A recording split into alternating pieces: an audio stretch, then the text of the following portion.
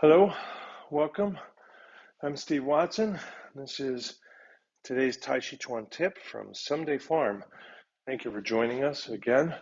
This tip is about when you have a challenge in your form. So you have a troubling spot, a question, something that doesn't quite feel right, maybe never has, maybe hasn't felt right recently, maybe it's a new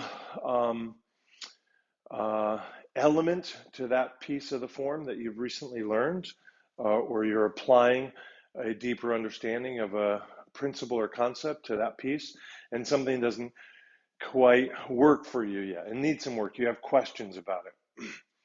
So the tip this time is to be practicing your form, and when you arrive at that piece, repeat it, maybe ad nauseum, and then continue your form. Some moves lend themselves to this, so just adding 4 more iterations of it, 40 more iterations of it, 400 iterations of it, the form lends itself to it. Other times it doesn't, like single whip often. Like if I was going to do single whip again, I kind of feel like I have to come back to how I get into single whip.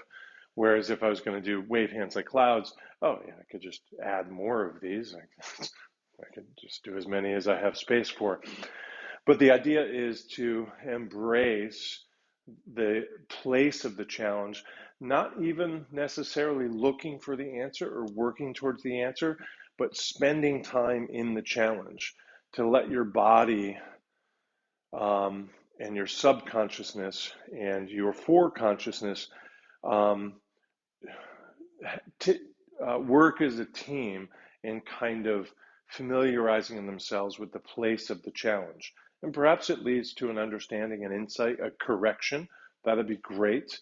But the idea is to not just do it as few times as it might show up in the form, but really, really repeat it, make it an iterative practice, a drill within your form. And your form might suffer in terms of its flow a little bit, and that's okay. Thank you.